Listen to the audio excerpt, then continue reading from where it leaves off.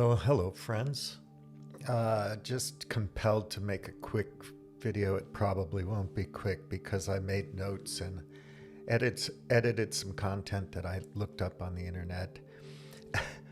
There's a lot of information out there, even at Khan Academy and places like that, where you can learn how to evaluate evidence. So you might have evidence, you've done your own research and you have evidence. I've noticed with a lot of people that people confuse anecdotes or stories with evidence. So they might watch a YouTube video that has a lot of people telling a version of a story. You know, I'm going to tell you what happened, and this is what I believe and think.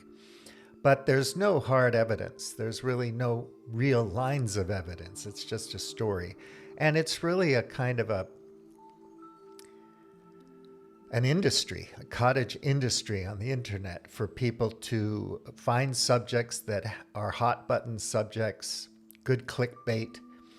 And lots of times these are old conspiracy theories. So I read science-based medicine blog a lot. And during the pandemic, you know, I was looking at the heterodox perspective as well as the perspective from medical experts from various domains and so on, and politicians. You know, what a mess that was. But if you know how to read a science paper or you know how to evaluate evidence, it really helps a lot for you to be able to determine what's noise, what's entertainment. You know, everybody says that if a professional has an opinion that they don't like, they're a shill for big pharma or something like that, or corporations or the Bilderberg Group or whatever, the Zionist horde or something like that. But you know, that's just an easy way of getting out of dealing with evidence, basically. People get wedded to their stories. They love the stories. They're emotionally attached to them. This is where cognitive dissonance comes in. And no matter how much information or hard evidence or scientific papers or experts you throw at them, they're not going to change the way they think. They're going to rationalize and come up with justifications for why you're an idiot or you took the wrong pill or something. And they're right, and why doesn't the world understand that QAnon or 911 theories or COVID conspiracies or the climate change hoax? So I have friends who send me information on this stuff all the time via WhatsApp or Signal or email. And sometimes I just say, please, let's not discuss that because I've already looked into it myself and I have my opinion on it and it doesn't jive with yours. It's contrary to your beliefs and we're not going to get anywhere because I've already tried to convince or persuade people to look at the evidence that I've looked at and it hasn't worked. They don't care. So either I'm a real stupid guy, you know, just hopeless because I can't take the minority viewpoint. I'm always pushing back against mainstream stuff. It's in my nature. I'm a natural skeptic. But, you know, sometimes you just have to buckle down and do the reading and try to understand who's coming up with these lines of evidence and so on. So I'm going to take you through some notes that I made about evaluating evidence. Anyway, if somebody believes in something and they're hard pressed on it, maybe they have prejudices or biases, or maybe they're angry at certain groups of people, and they think that if only the world would come around to their perspective, their point of view, the whole world would be saved. Everybody would be happy and things could move on in a reasonable way and people could live together better and be healthier and happier and all that kind of stuff. And so, yeah, people believe strongly in this kind of stuff. I have my strong beliefs, as you know, about, you know, what to do about dealing with some of the crises we find ourselves in at the moment, but a lot of people just don't care.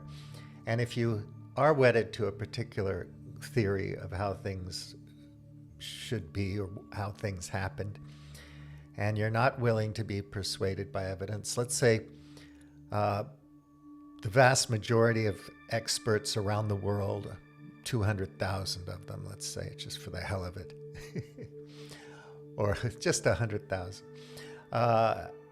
working across domains in a particular area under review, like some natural disaster or criminal enterprise or government scandal or whatever.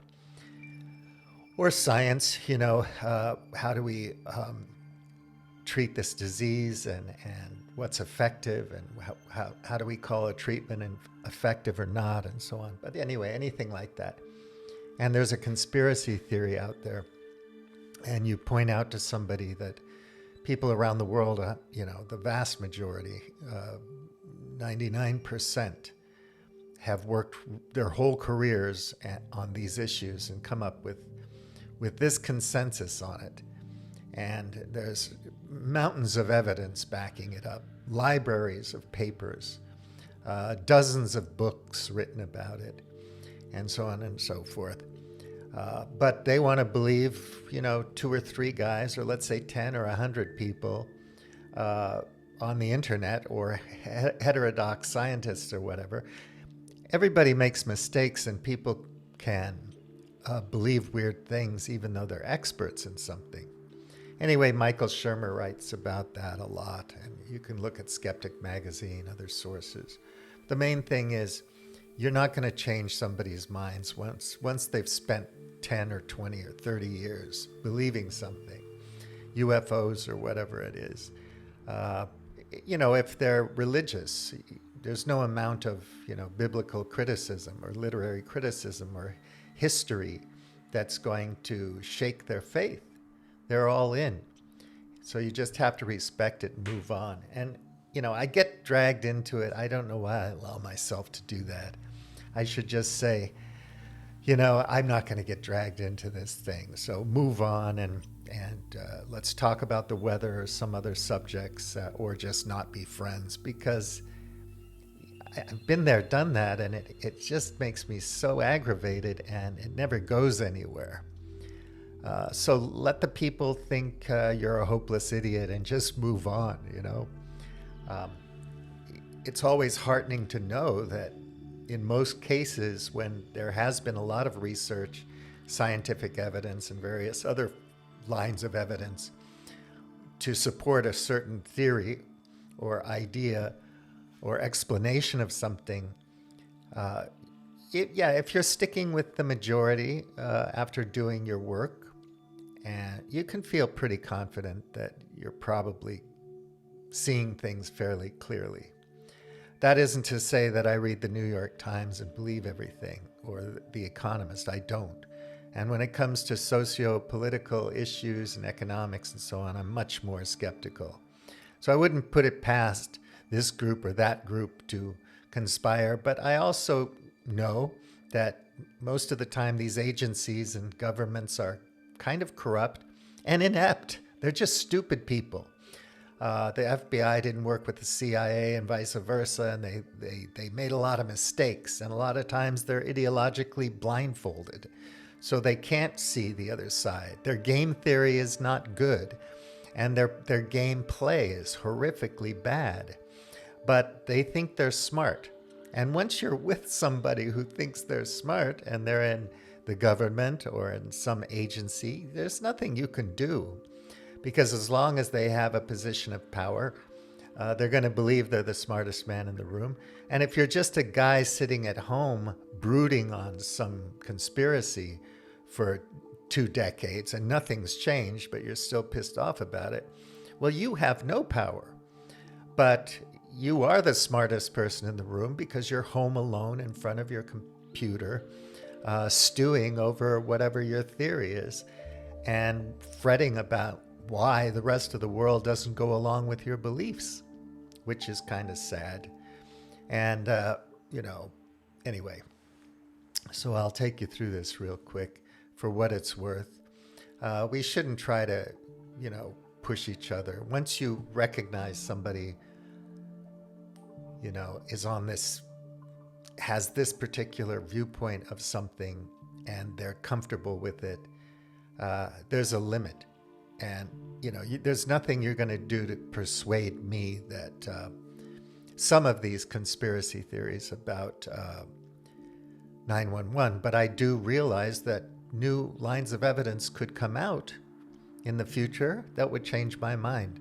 And that's why I always ask my friends who are pissed off about the COVID conspiracy or the climate change hoax or 911 or anything like that, who killed Kennedy and whatnot. I've looked at the evidence, read some books on it. Do you have anything new? And don't send me a YouTube video. Just send me some primary sources and good secondary sources of information to brand new evidence that should be headline news across the world because it's earth-shattering. If it's been on the shelf for decades and been debunked dozens of times by experts in many fields, then new anecdotes or stories, spin-offs of the same conspiracy theory aren't going to change my mind. And I should really learn how to just cut off the communication there and say, okay, let's talk about football or tennis or whatever other interests you have. Because, you have a few glasses of wine one night and open up your WhatsApp or something and just get hit with this nonsense. And it's just frustrating sometimes. Anyway, okay, so here we go. Yeah, so evaluating evidence, there's so much good information out there about how to do that. And if you went to university or have a science degree or journalism degree or you're a lawyer or something, you probably have this down pat. But for a lot of us, it's not that straightforward. And it's quite difficult. We have a fire hose of noisy information coming at us 24/7. And also we get wedded to particular stories and we're not going to let them go. Once they've really taken hold of us emotionally, nothing's going to pry us free. There's no such thing as updating your priors when you're that invested in something. So you just have to let it go, If your friend is a staunch Catholic and loves Pope Francis to bits, well, that's fine. What's the big deal? What's it to you? Anyway, evaluating evidence, some notes here I'll put a link to an article at Globe Hackers. I'll cut and paste this, put it there in case anyone's interested. But honestly, you can Google this, come up with tons and tons of papers in scientific journals about various kinds of evidence that you might want to evaluate, whether it's for law enforcement, whether it's, detective stories or literary criticism or history or, medical applications and so on, all kinds of science. There's different lines of evidence, And in the sciences, there's different domains. So you could have geological evidence and so on, all different types of evidence, chemical, ice cores, whatever. With climate change, they've got so many lines of evidence across so many domains of science with thousands of scientists and experts who've been spending decades on the study of the situation. So if you're going to call it a hoax, you're pretty much not really even trying to evaluate evidence at that point. So I'm not going to read it, but I'll just go through the points. You want to identify the source, and this is a pretty long piece here because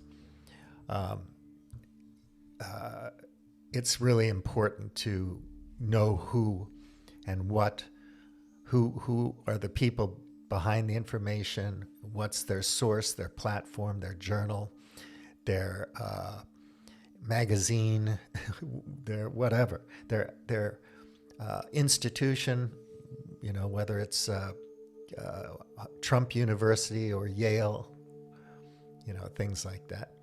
And it's not just the white coat fallacy that, it's got a big brand, so everything they do is true. It's not like that. You're evaluating evidence. And usually that's empirical evidence as well. You know, you have to be able to test it, do experiments, and replicate those experiments and have them peer reviewed and critiqued. So is the evidence found from primary, secondary sources? I'm always going on and on about that. Comparing and contrasting different sources, really important. So then you want to go on to examining the method. Okay, what methodologies and tools did they use? And, you know, what quirkiness is involved in the various kinds of tools, and, you know, what kinds of mistakes can they make with these different methodologies and tools? Again, verified, validated, peer-reviewed. Okay, so compare the context. You want to understand the context of the information. Is somebody just out there cherry-picking information about a major incident and coming up with their own narrative and so on? It might be a very relevant topic, but the context of the people involved with looking into it might be askew or iffy. So look at the perspectives, viewpoints, and interpretations. Look at their ideological background, their political biases, all that kind of thing, and try to add that into your evaluation of any evidence that they present. And then look at the hyperlinks. Look at the bibliography or citations of papers, you know, delve into it. You know, just because it's the government's sponsored or organization that publishes something doesn't mean that it's wrong just because it's the government and you don't like the government. You have to look deeper than that. If you don't trust anything, don't even bother. You know, just believe the stories. It's enough. Access the impact. So if you want to look at the impact, the claims, the arguments, the conclusions, and whether it's meaningful or valuable or not, whether it has a purpose, or if it's just trivial and irrelevant and perhaps even harmful. So look into all that kind of stuff. What does it show, and so on. So apply the criteria. The fifth step is evaluating the evidence is to apply criteria and standards of critical thinking to the information.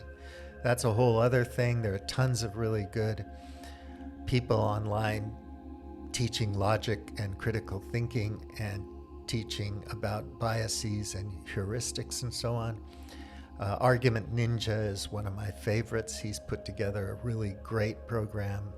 Maybe I'll link that in the description. But yeah, critical thinking skills. Everybody thinks they're a critical thinker because they have an opinion, but they really don't understand logic. They really don't understand statistics. They don't understand a lot of things. You know, how philosophic inquiry works versus, you know, researching a chemical for some pharmaceutical product or whatever. So yeah, look at if it's relying on intuition or emotion or bias and so on. And then review the feedback. So look at the feedback. People have looked at this video on YouTube, or they've looked at these papers, you know, peer reviewed, or they've been critiqued. I always look at, you know, I'm going to read a book. I look for criticism of the book, especially if it's nonfiction. And I look at the sources of the author's information, and I do a little bit of reading other people's opinions of the book and so on, and just seeing what the feedback was. Then I can go into reading the book with my lights on, expecting what I think I'm going to get and being surprised and so on. So that's really important. What do other people think?